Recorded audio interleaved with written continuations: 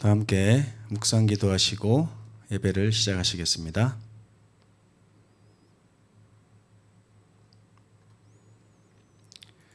찬미 526장 찬미 함께 부르시겠습니다.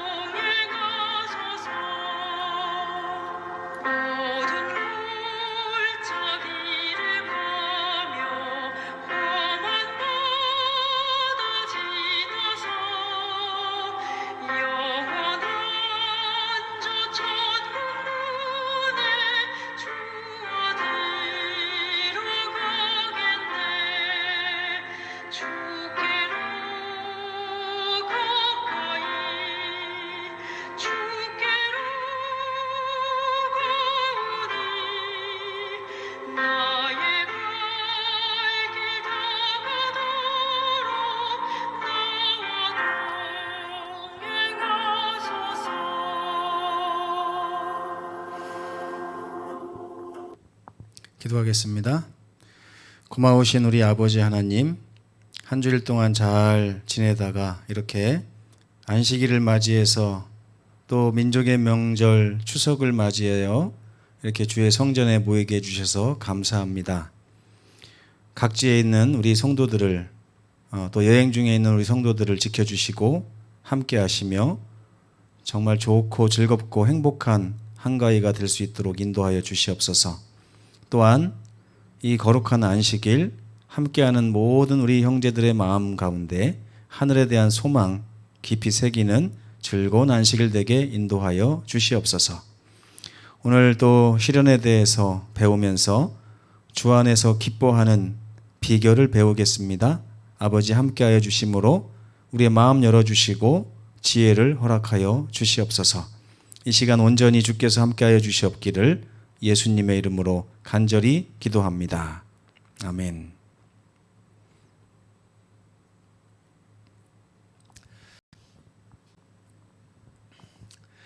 성도 여러분 안녕하십니까? 민족의 명절 즐거운 한가위입니다. 또 민족의 명절과 이렇게 안식일이 또 겹치는 큰 안식일이 된 것 같습니다.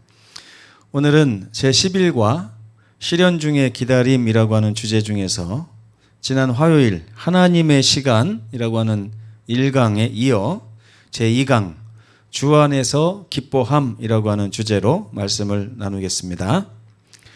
갈라디아서 5장 22절 오직 성령의 열매는 뭐라고요? 오래 참음. 9가지 열매 중에서 오늘은 오래 참음이라고 하는 인내의 주제를 다시 한번 다루겠습니다. 인내가 필요하고 기다림에는 두 가지가 있다고 지난 시간에 말씀을 드렸습니다. 다윗은 이 모든 일을 이루시는 하나님을 신뢰하는 가운데 기다렸는데 엘리야가 넘어진 이유는 그는 모든 일을 이루시는 하나님에게 초점을 맞추고 기다린 것이 아니라 그 일의 과정과 결과에 초점을 맞추고 기다리다 보니 조급한 마음이 생겼다, 이렇게 우리가 배웠습니다. 그래서 지난 화요일에는 우리는 어떤 것을 소망하고 기다리고 할 때 시련 가운데서도 어떤 일의 과정이나 결과보다는 그 일을 이루시는 하나님께 초점을 맞추고 바라보라, 이렇게 말씀을 드렸습니다. 근데 이 기다리다 보면요, 우리가 한 질문이 생깁니다. 이 기다림이 있다는 것은 무엇인가가 지체된다고 하는 말입니다. 빨리 병이 낫고 싶은데 잘 안 나서요. 그렇죠? 빨리 성공하고 싶은데 잘 되지 않고, 빨리 승진하고 싶은데, 빨리 잘 살고 싶은데, 빨리 결혼하고 싶은데 내가 생각하는 시간과 맞지 않는 것입니다. 이런 지체함이 이제 기다림을 고통스럽게 하는 것입니다. 그래서 우리는 이런 질문을 합니다. 하나님, 대체 언제까지 기다려야 합니까? 그 두 번째, 시련 중에 하나님, 대체 왜 이런 일이 저에게 일어나는 것입니까? 지난 화요일에 배웠던 이 기다림의 달인은 다윗이었죠. 다윗도 시편 13편에 보면 이런 말씀을 합니다. 함께 읽어볼까요? 여호와여, 어느 때까지니까 나를 영원히 잊으시나이까? 주의 얼굴을 나에게서 어느 때까지 숨기시겠나이까? 나의 영혼이 어떻게 한다고요? 번민하고 종일토록 마음에 근심하기를 어느 때까지 해야 됩니까? 내 원수가 나를 치며 자랑하기를 어느 때까지 내가 눈뜨고 봐야 되는 것입니까? 그러나 이 시편에 보면 다윗은 이러한 기다림의 고통 가운데서 답을 발견한 것 같습니다. 사실 이런 기다림에 관한 질문이 터져 나오는 까닭은 우리가 연약하기 때문에 그렇습니다. 우리는요, 우리가 당하는 일의 실체를 볼 수 없습니다. 또한 우리의 삶에서 벌어지는 어떤 일을 정확하게 볼 수 있는 그 시선과 지혜를 가지고 있지 못한 것입니다. 이러한 지혜는 누구만 가지고 있습니까? 우리 하나님이 가지고 계십니다. 그래서 하나님께서는 우리를 사랑하시기 때문에 가장 최선의 때, 가장 최선의 길을 아시고 우리에게 그 때와 그 길을 안내하시는 분이십니다. 그렇기 때문에 다윗은 이런 고통 가운데서 이런 노래를 하는 것입니다. 파수꾼이 아침을 기다림보다 내 영혼이 주를 더 기다리나니 파수꾼이 아침을 기다리는 것보다 더하도다. 이스라엘아, 이 기다리는 중에 여호와를 바랄지어다. 이렇게 말씀을 하고 있습니다. 하나님께서 우리에게 이런 기다림을 허락하시는 이유가 무엇일까요? 이 기다림에는 아주 중요한 영적인 이유가 있습니다. 첫째는 우리의 관심을 이 세상의 사물로부터 옮겨서 하나님을 바라보도록 하기 위해서 하나님은 우리에게 기다림을 허락하십니다. 또한 이 기다리는 동안에 과연 내가 그동안 무엇을 목적으로 바라보고 살고 있었는지가 적나라하게 드러납니다. 입으로는 주여 주여 했지만 사실 기다리는 시간을 통해서 뭐가 드러나는 거예요? 내가 마음으로부터 주님을 섬기는 것이 아니라 주님 외에 다른 것을 섬기고 있다고 하는 사실이 드러나는 거예요. 그게 얼마나 큰 수확인지 모릅니다. 그리고 이 기다리는 중에는 인내와 이 영적인 체력, 내공이 자라나게 됩니다. 그리고 이 기다림의 시간은 나의 믿음이나 하나님에 대한 신뢰를 개발하고 이렇게 발전시킬 수 있는 기회가 되기도 합니다. 그리고 이 기다림의 시간을 통해서 우리가 생각하는 작은 그림이 아니라 하나님이 계획하신 큰 그림, 그리고 하나님의 섭리가 드러나고 나타나는 엄청난 일이 벌어집니다. 그래서 우리는 이 기다림의 시간을 통해서 그 이유는 몰라요. 왜 하나님이 나에게 이런 시련을 허락하시고 해결해 주지 않으면서 기다리라고 하시는지, 왜 그때를 빨리빨리 오게 하지 않으시고 기다리게 하시는지를 이유를 모릅니다. 그러나 우리는 이 기다림을 통해서 하나님의 백성이 믿음으로 사는 법을 배우게 되는 것입니다. 좋죠? 이걸 배우지 않은 사람과 이걸 배운 사람은 얼마나 그 삶의 질이 달라지는지 모릅니다. 우리가 하나님에 대한 굳센 믿음을 가지고 그분의 시간에 모든 것이 이루어지기를 기대한다면, 누구의 시간에요? 그분의 시간에 모든 것이 이루어지기를 기다리는 이러한 믿음, 이러한 인내, 이러한 기다림은 우리에게 큰 유익을 주게 될 것입니다. 그래서 시편 37편 4절에는 놀라운 약속이 담겨져 있습니다. 한번 읽어볼까요? 또 여호와를 기뻐하라. 그가 내 마음의 소원을 내게 이루어 주시리로다. 이 시편 37편을 읽어보면요, 다윗이 지금 기쁜 일이 있어서 이런 말 하는 게 아닙니다. 그는 하나님에 대해서, 하나님께서 나에게 허락하신 삶에 대해서 지금 고통 가운데 있는 것을 알 수 있어요. 근데 그 고통 가운데 고민하고 괴로워하는 중에 하나님을 바라보고 찾은 답이 뭐냐면, 나는 이 시련의 시기에, 이 고통의 시기에 여호와를 바라보며 기뻐해야 되겠다. 왜냐하면 하나님께서 모든 것을 알고 계시며 하나님께서 나의 삶을 가장 좋은 때와 가장 좋은 길로 인도하실 거라고 하는 확실한 신념과 신뢰심이 있기 때문에 그런 것입니다. 그래서 시편 37편 1절에 보면요, 하나님을 대적하는 자들에게 둘러싸여 있었던, 이 세상의 불신 사이에 둘러싸여 있고 시련 사이에 둘러싸여 있었던 이 다윗이 우리들에게 하는 권면이 기록되어 있습니다. 첫 번째, 이 시기에 불평하고 시기하지 말라. 여러분, 불평이 저절로 나오죠? 또 시기심은 왜 그렇게 안 시켜도 잘 나옵니까?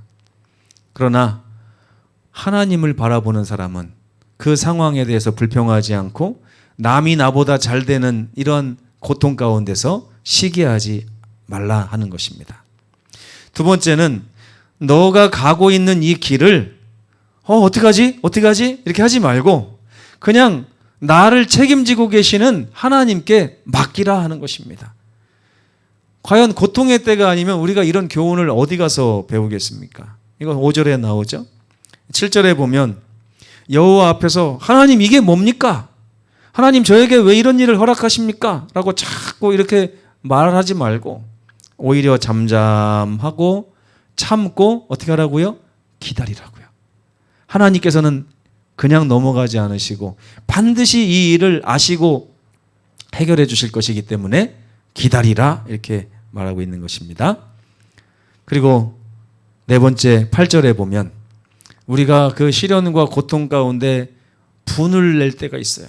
그리고 노가 나서 화가 날 때가 있어요. 분내고 성냄. 가인이 그랬죠. 분하고 성내서 아벨을 죽였습니다. 그런데 하나님을 바라보는 사람은 분을 그치고 노를 버려야 할 것이다. 이런 말씀 가운데 그 중심에 보면 또 여호와를 기뻐하라. 그가 내 마음에 가지고 있는 소원, 하나님 저 이렇게 됐으면 좋겠습니다. 하나님 이게 빨리 해결됐으면 좋겠어요. 하나님 빨리 왔으면 좋겠어요 하는 그런 소원을 하나님께서는 반드시 너에게 이루어 주실 것이다 라고 하는 믿음을 여기 표현하고 있는 것입니다. 그래서 시련에 대해서 우리 그리스도인들이 갖추어야 될 그런 덕목은 인내, 그건 기다림. 그러나 이 기다림의 꽃은 다름 아닌 주님을 바라보며 기뻐하는 삶이라 할 수가 있겠습니다. 주 안에서 기뻐한다는 것은 완전한 신뢰 가운데 살아가는 것을 의미합니다. 그 누구도 일하시고 계신 하나님을 넘어설 수 없습니다. 그렇죠?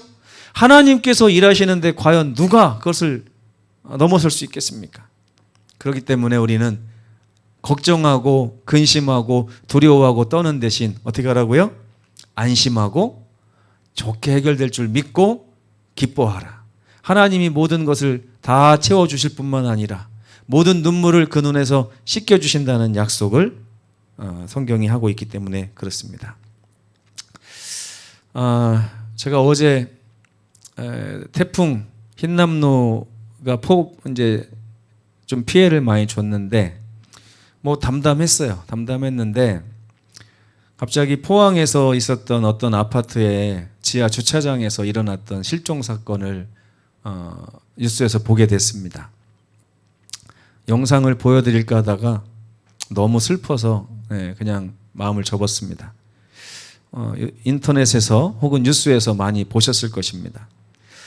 근데 그 중에 어떤 이야기가 있었냐면 중학교 2학년, 마치 우리 단훈 아이죠. 중학교 2학년 아들하고 엄마가 폭우로 인해서 물이 불어나니 지하실에 있는 차를 빼주세요 라고 하는 방송을 듣고 내려갔는데 물에 갇히게 된 것입니다. 그러니까 엄마가 아이와 함께 나와야 되는데 그게 여의치 않고 이제 죽을 것 같으니까 엄마는 여기다 놔두고 너라도 얼른 살아. 그러면서 아들을 보냈어요. 그러니까 이 아들이 마지못해 가면서 어머니 그동안 저를 키워주셔서 감사합니다 라고 하는 마지막 인사를 하고 아들은 이제 나갔어요. 엄마는 14시간이나 되는 시간 동안에 그 아파트 지하에 있는 에어포켓이 있더라고요. 거기에 목을 내밀고 이렇게 하수관에 이렇게 손을 잡고 매달려서 14시간을 버텼는데 그러면서 그 엄마는 아이를 위해서라도 내가 살아나가야 되겠다. 그래서 모진 목숨을 14시간이나 붙들고서 나중에 구조가 됐습니다. 구조가 됐는데 나와 보니 누가 없는 거예요? 아들이 못 나온 거예요. 아들이. 근데 아들과 함께 갔던 사람들은 다 이제 안전한 곳으로 대피를 했던 모양인데 이 아들이 왜 그랬을까 생각해 보니까 이 녀석이 엄마를 놔두고 온 것이 뭐 이제 그래서 그런지 다시 엄마한테로 가다가 봉변을 당한 것이 아닌가 이런 생각을 했어요. 나와 보니 아들이 죽은 것입니다. 밤새 제가 잠을 이루지 못했어요. 얼마나 마음이 아프고 괴로운지. 그러면서 이런 시련을 당하는 사람 앞에 하나님께서는 어떤 위로를 할 수 있을까?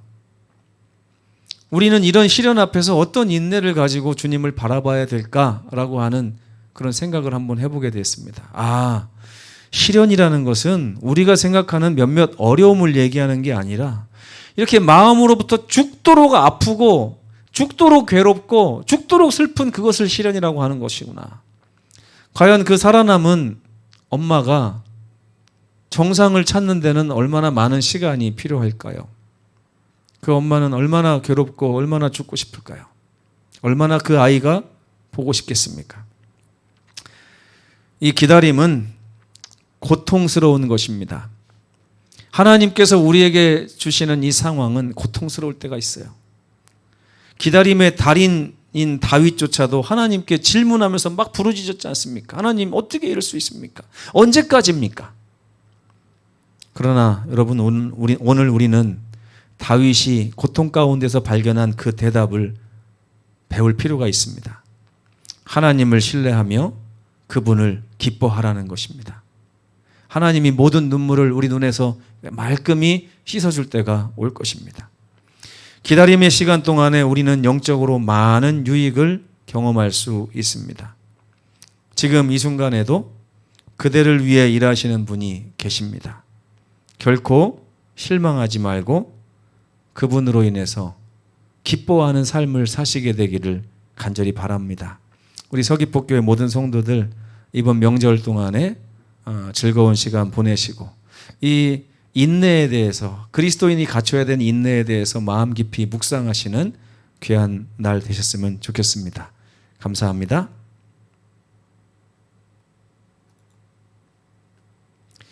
찬미 부르겠습니다. 642장 찬미 부르신 후에 제가 기도하겠습니다.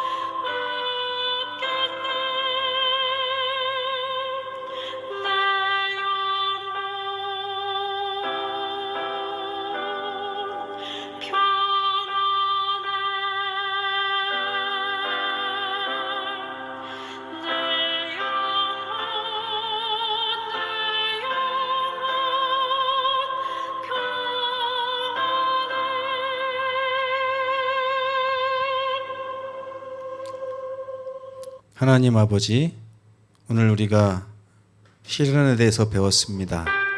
이 시련을 통해서 우리가 이겨내야 되고 찾아야 되는 지혜를 배울 수 있도록 도와주셔서 감사합니다. 하나님을 바라보고 신뢰하며 살 수 있는 백성들 되게 인도하여 주시옵소서. 주님의 은혜 감사하오며 예수님의 이름으로 간절히 기도합니다. 아멘. 감사합니다.